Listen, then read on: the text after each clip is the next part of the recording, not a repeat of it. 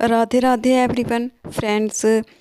चैत्र मास के कृष्ण पक्ष की एकादशी तिथि को पाप मोचनी एकादशी का पर्व मनाया जाता है। और देखिए, पाप मोचनी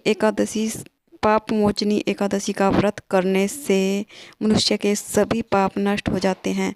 इसलिए आप पाप मोचनी एकादशी का व्रत ना कर पाएँ तो इस दिन पूजा ज़रूर से करें।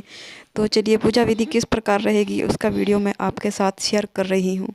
फ्रेंड्स, अगर आप लड्डू गोपाल जी की सेवा करते हैं तो विष्णु भगवान के बाल स्वरूप आप लड्डू गोपाल जी की सेवा भी कर सकते हैं। एकादशी के दिन उस दिन आप लड्डू गोपाल जी का पूजन करें। तो मैं आपके साथ लड्डू गोपाल जी की पूजा विधि शेयर कर रही हूँ कि एकादशी के दिन आप लड्डू गोपाल जी के साथ एकादशी व्रत की पूजा कर सकते हैं। तो चलिए वीडियो शुरू कर लेते हैं। एकादशी के दिन सुबह सुबह नहा धोकर चौकी लगाएं। अगर चौकी नहीं लगाते तो आप अपने मंदिर में भी ये पूजा कर सकते हैं। और चौकी पर पीले रंग का वस्त्र बिछाएं।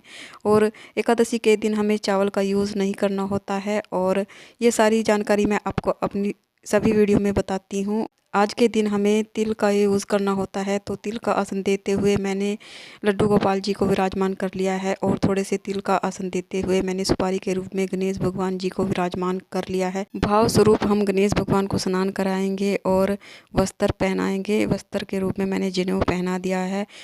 लड्डू गोपाल जी को मैंने पहले ही स्नान करा दिया है, वस्त्र पहना दिए हैं। उसके बाद हम दीप प्रज्वलित करेंगे। दीपक हमारी पूजा का साक्षी होता है।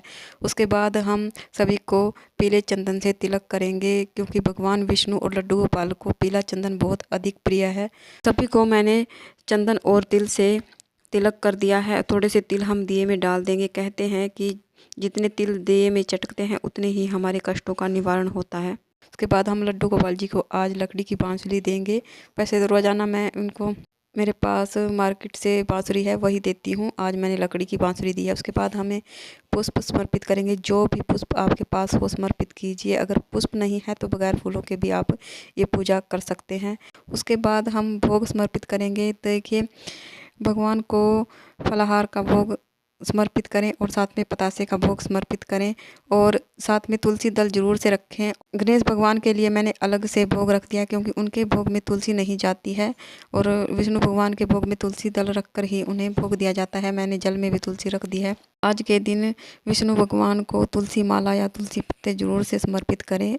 और तुलसी एक दिन पहले ही तोड़ कर रख लें, क्योंकि एकादशी के दिन तुलसी नहीं तोड़ा जाता। तो आप पहले से ही तुलसी पत्ते तोड़ कर रखें। उसके बाद हम दक्षिणा रखेंगे, क्योंकि दक्षिणा पूजा में रही कमियों को पूरा करती है। धूप दीप दिखाएं भगवान को। इस तरह से हमारी पूजा हो जाती है। और एक लोटा हम जल का लेंगे और हाथ में पुष्प और थोड़े से तिल लेकर हम कथा सुनेंगे। देखिए, कथा का वीडियो मेरे चैनल पर अपलोड है, आप वहां से कथा सुन सकते हैं। अगर यहाँ पर कथा कहेंगे तो वीडियो ज़्यादा लंबा हो जाएगा। कथा सुनने के बाद थोड़े से फूल हम जल के लोटे में डाल देंगे और बाकी फूल हम भगवान लड्डू गोपाल जी को समर्पित कर देंगे। इस तरह से हमारी पूजा हो जाती है। उसके बाद हम सबसे पहले गणेश भगवान जी की आरती करेंगे। उसके बाद हम लड्डू गोपाल जी की आरती करेंगे। आरती अगर नहीं आती तो आप क्लॉकवाइज 5 या 7 बार इस तरह से घुमाकर भी आरती का ही स्वरूप माना जाता है। या आप फ़ोन में भी आरती चला सकते हैं।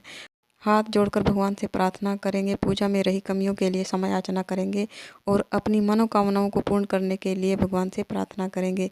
उसके बाद हाथ में थोड़ा सा जल लेकर हम चौकी के ऊपर से वार लेंगे, आचमनी कर लेंगे। 2 बार वारने से हमारी पूजा संपन्न हो जाती है। फ्रेंड्स, अगर आप पाप मोचनी एकादशी का व्रत नहीं कर पाते तो आप इस दिन पूजा जरूर से करिए। कहते हैं कि पाप मोचनी एकादशी का व्रत करने से हमारे जाने अनजाने में किए गए पापों का नाश होता है। और हमारे पूर्वजों के जो पिछले जन्म के पाप होते हैं उनका भी नाश होता है। इसलिए पाप मोचनी एकादशी का व्रत जरूर से करें। व्रत नहीं कर पाए तो पूजा जरूर से करें। तो फ्रेंड्स, ये थी पाप मोचनी एकादशी व्रत पूजा विधि। शाम के समय भी हमें चौकी पर दीपक जलाना होता है। अगर आप व्रत कर रहे हैं तो आपको फलाहार करना है। और शाम के समय भगवान को भी फलाहार का भोग जरूर लगाएं, क्योंकि एकादशी में अन्न का प्रयोग नहीं किया जाता है, सिर्फ फलाहार किया जाता है। और भगवान को भी फलाहार का ही भोग लगाया जाता है। द्वादशी के दिन हमें व्रत का पारण करना होता है। और अब की बार व्रत का पारण 1 बजे से शाम 4 बजे तक है। तो अब की बार व्रत का पारण काफ़ी लंबे समय तक का रहेगा और काफ़ी देर से है। तो आप ध्यान से व्रत कीजिएगा। दक्षिणा आप द्वादशी के दिन मंदिर में या किसी ज़रूरतमंद को दान कर दें, साथ में एक वक्त का भोजन भी दान करें और जो आपने पूजा में फल और पतासे चढ़ाए हैं उनको आप परिवार के सभी सदस्यों में बांट दें। फ्रेंड्स, ये थी पाप मोचनी एकादशी व्रत पूजा विधि। अगर आपको वीडियो अच्छी लगी है तो प्लीज़ वीडियो को लाइक कीजिए और हम महिलाएं घर में तीज त्यौहार कैसे करते हैं ये जानने के लिए मेरे चैनल को सब्सक्राइब कर लीजिए। तो फिर मिलते हैं एक और नई पूजा विधि में, तब तक के लिए राधे राधे।